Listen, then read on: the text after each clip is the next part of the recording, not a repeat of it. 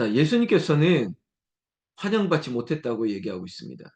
마치 고향 아나돗에서 예레미야가 그랬던 것처럼 1절 말씀해 보시면 예수께서 거기를 떠나사 고향으로 가시니 제자들도 따르니라 라고 했습니다. 여러분, 예수께서 고향으로 갔습니다. 나사렛 예수라고 우리가 부르심을 받았던 예수님의 고향이 나사렛.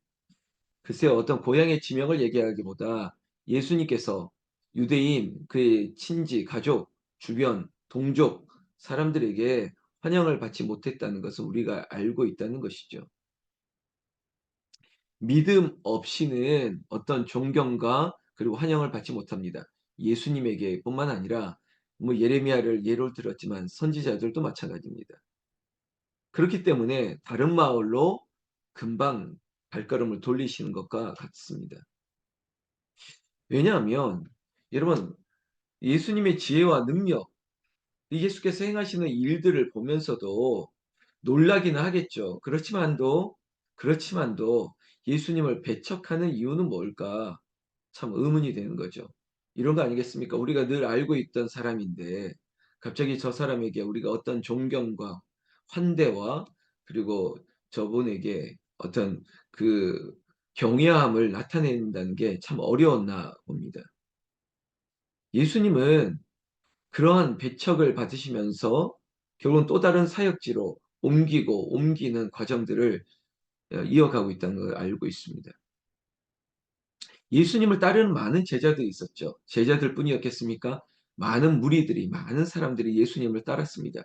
그리고 그 따르는 무리 가운데 예수님은 기적을 행하시고 능력을 베풀어 주셨습니다. 병든 자를 고치시고 귀신을 쫓아내시고 그리고 배를 타고 옮기는 과정에 바다를 그리고 파도를 바람을 잠잠케 했던 예수님. 예수님은 능치 못할 것이 없죠. 심지어 죽은 자를 살리시기까지 달리다금 소녀여 일어나라 하며 죽은 자를 살리셨던 일들까지. 그럼에도 불구하고 예수를 믿지 못했다? 이것이 참 안타까운 일이라는 것입니다. 2절 말씀해 보니까 안식일이 되어 회당에서 가르치시니 많은 사람이 듣고 놀라되 이 사람이 어디서 이런 것을 얻었느냐? 이 사람이 받은 지혜와 그 손으로 이루어진 이런 권능이 어찌 됨이냐? 여러분, 예수님이 행하시는 일들, 저가 뉘기에 이런 일을 사실 제자들도 배 안에서 그 자연을 잠잠케 하셨던 예수님을 보고도 예수님이 도대체 누구시기에? 라고 했던 반문을 했던 적이 있지 않습니까? 많은 사람들이 예수님의 지혜와 그리고 능력을 보고도 도대체 저런 권능이 어찌 됨이냐라고 그들이 의문을 가지고 있는 그들의 마음속에 있는 생각, 이것들이 예수를 믿음으로 바라보지 못하고 예수님께서 기이한 능력을 행하시는 특별한 사람 정도로 본 것이 아닐까. 그러니까 예수는 인자로 오셨지만 하나님의 아들 메시아, 하나님으로 인정하지 못하는 생각들이 깔려 있지 않을까. 이런 추측과 합리적 의심을 하는 거죠. 특별히 고향 사람들이 바라보는 시선은 이렇습니다. 3절 말씀 보시면 이 사람이 마리아의 아들 목수가 아니냐, 야고보와 요셉과 유다와 시몬의 형제가 아니냐, 그 누이들이 우리와 함께 여기 있지 아니하냐 하고 예수를 배척한지라. 사실은 결과적으로는 예수를 배척했다는 게 중요한데 그 예수를 배척했던 고향 사람들의 그 평가, 그들의 생각, 선입견, 고정관념, 뭐 기타 등등, 이유는 이런 거 아니겠습니까? 내가 알고 있는 마리아의 아들 아니냐, 목수의 아들 아니냐, 우리가 알고 있는 우리 주변의 형제들의 형제 아니냐, 그리고 심지어 그 누이가 우리 고향에 있는 사람 아니냐. 여러분, 그저 어떤 예수님을 우리랑 동일한 사람 정도? 그렇게 판단해 버린다는 것입니다. 별반 다를 것이 없어. 여러분, 이런 생각은 결국은 존경과 환대가 아니죠. 결국은 배척하게 되는 것입니다.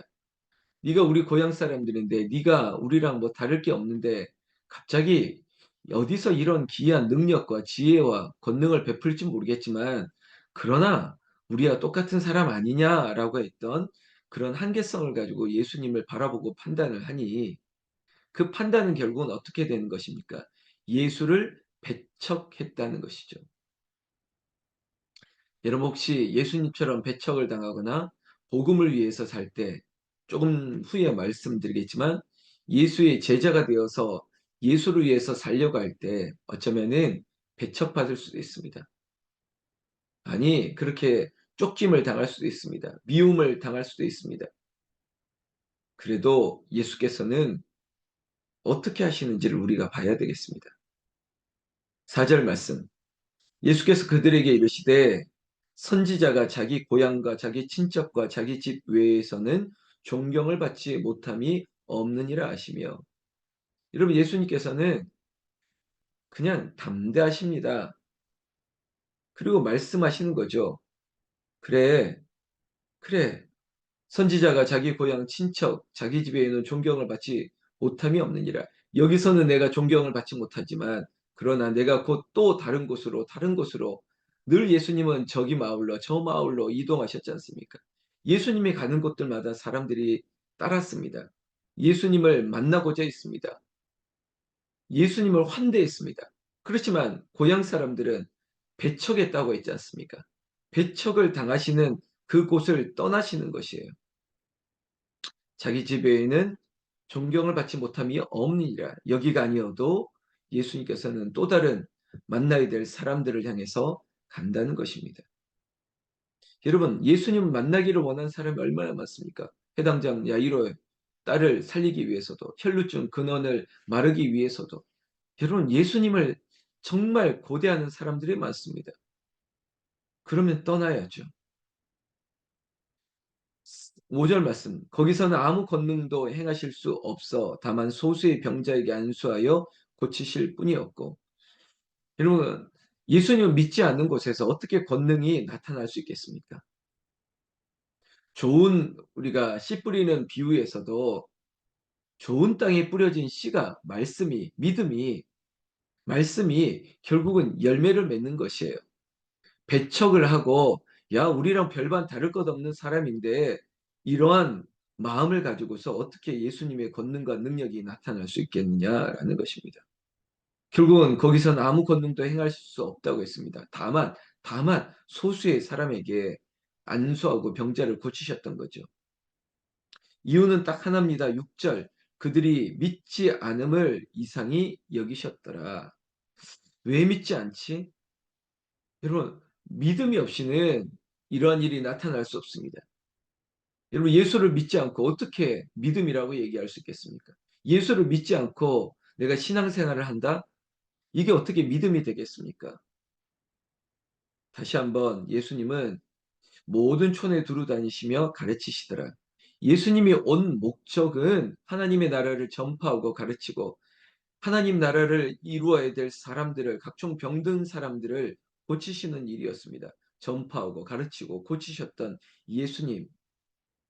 이 고향 땅 내 이 사람들에게 존경을 인정을 아니 이것이 사람의 인정이 아니라 믿음으로 받지 못함을 안타까워 다른 곳으로 이동하시는 거죠. 여러분 이런 일들을 혹시 겪게 될 수도 있습니다. 오늘 12 제자를 부르시는 내용이 7절부터 나오는데 여러분 이 예수님께서 배척받으신 이야기 다음의 본문입니다. 12 제자를 부르셨습니다. 그리고 둘씩 보내시며 말씀하셨습니다. 그냥 말씀하신 것이 아니라 능력을 베풀어 권능을 주신 것입니다. 어떤 권능이냐면 더러운 귀신을 제어하는 권능.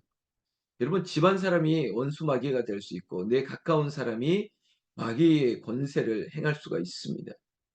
여러분 놀랄 필요가 없습니다. 왜냐? 예수께서 주시는 능력은 권세는 귀신을 제어하는 능력이 되기 때문입니다. 여러분 얼마나 많은 악한 권세들이 있습니까? 귀신의 세력이 왜 없습니까? 있습니다.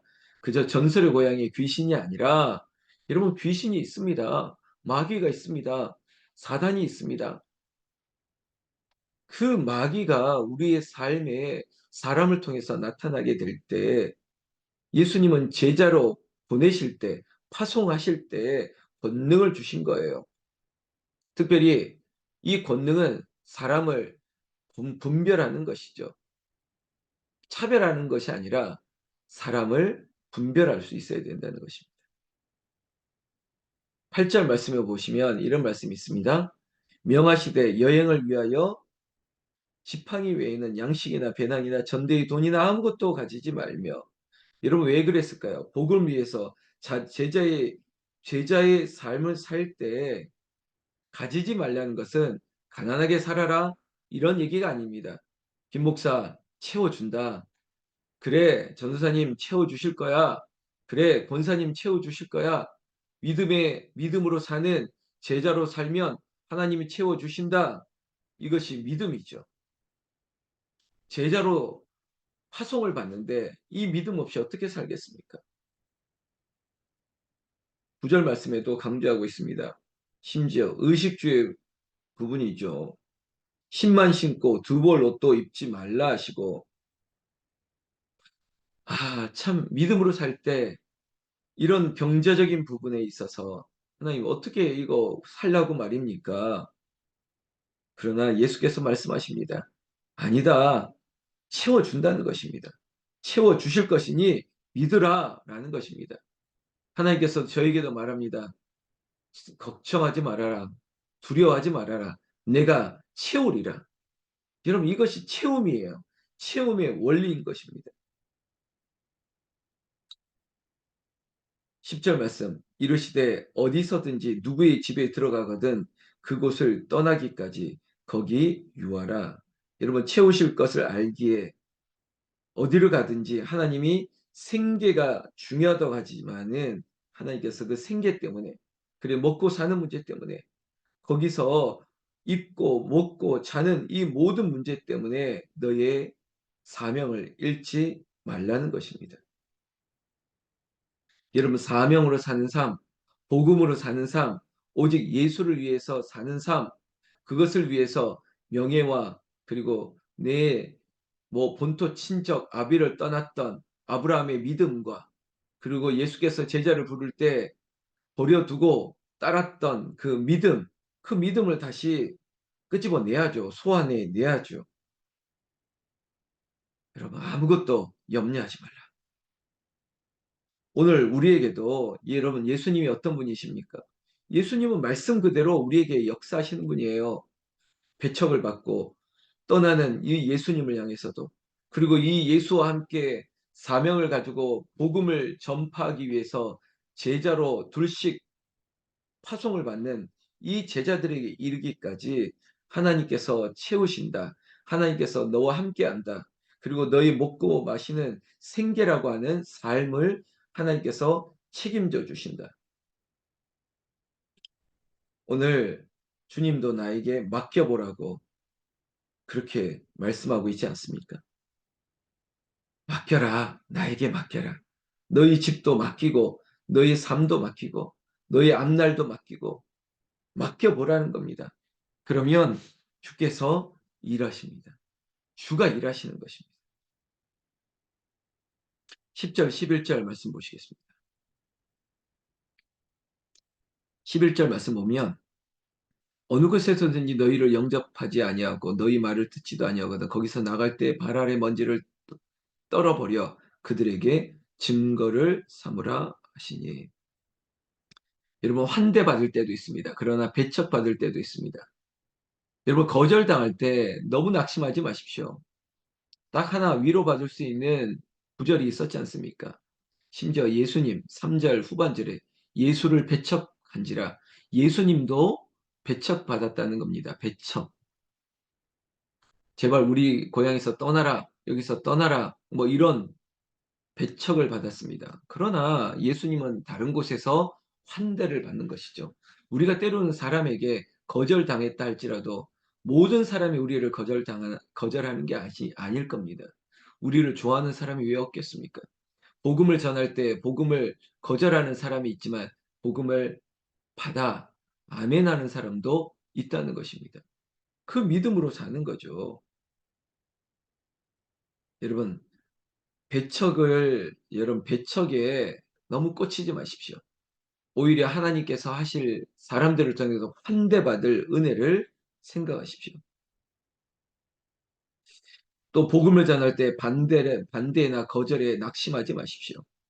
우리 가정에서도 아니면 교회 안에서도 아니 우리의 이웃들, 우리의 삶 안에서도 거절당함에 여러분 두려워하지 마십시오. 제자들에게도 말씀하셨듯이 여러분 그저 발 아래 먼지를 떨어버려 그냥 그 자리를 옮기면 되는 거죠. 우리가 씨 뿌리는 비유에서 그저 길가 그리고 돌짝밭 그리고 가시떨기 그리고 좋은 땅 우리는 몰라요. 그래서 때로는 그 길가와 같이 돌짝밭과 같이 가시떨기와 같이 뭔가 금방 거절당하고 단번에 거절당하고 쪼금 지나서 무너지고 완전히 또한 어려움을 당하는 일들 이게 왜 없겠습니까? 저는 그러면 다른 곳으로 먼지를 떨어버려 증거를 삼고 또 예수님이 다른 마을로 가서 복음을 전했던 것처럼 아 이 사람에게 복음이 아니면 결과 앞에 무너지지 말고 그다음 것은 하나님이 하시는 거예요. 그러면 또 다른 사람에게 복음을 전하고 이것이 전도자의 사명 아니겠습니까? 나는 오늘 우리의 가정이 우리 내 개인 한 사람 한 사람이 천국이 되기를 원합니다. 주님과 함께하니 그 어디나 하늘나라. 여러분 천국이라는 곳은 하나님이 주님이 우리와 함께하는 곳입니다. 건물에 갇혀 있거나 여기에 있는 것이 아니라 그 어디나 하늘나라. 주와 함께하면 예수와 함께하면 그 어디나 하늘나라는 거죠. 12절, 13절 제자들이 나가서 회개하라 전파하고 많은 귀신을 쫓아내며 많은 병자에게 기름을 발라 고치더라. 여러분 회개하라 전파하고 이것이 세례 요한이 주님 오시기 전에 먼저 길을 닦았던 그런 외침 아닙니까? 주님도 마찬가지죠. 회개를 통해 믿음을 그리고 능력을 받으라는 겁니다. 제자들도 권능을 받고 많은 귀신을 쫓아내며 많은 병자에게 기름을 발라 고치게 되었습니다. 우리가 예수의 삶을 살 때 우리도 이 권능을 가지고 우리도 복음을 전하고 회심하게 되는 이 도구로 통로로 쓰여지게 되고 또 우리의 기도로 말미암아 우리의 능력이 예수 그리스도의 이름으로 기도할 때 병자를 고치는 능력이 우리에게도 나타나는 것을 믿어야 되는 것입니다. 여러분 믿음 없이는 아무런 이런 유가 나타날 수 없습니다. 바로 믿음의 능력, 권세를 가지고 제자의 삶을 살 때 우리가 배척도 받지만 그러나 또한 파송도 받는 것입니다. 말씀이 얼마나 우리의 삶을 앞서가는지요. 배척과 파송, 새로운 하나님의 나라를 위해서 이 오늘 매일 성경의 제목을 받게 된 것입니다. 오늘 하루도 승리하시고 또 주말과 주일을 앞둔 오늘 금요일 여러분들의 삶 안에 오직 하나님이 함께 하시는 Thanks God It's Friday 여러분 이 하나님으로 인해서 우리에게 이 금요일 하루가 또한 기쁘고 복된 날 되기를 나는 우리 주 예수님의 이름으로 축원합니다. 축원합니다. 기도하겠습니다.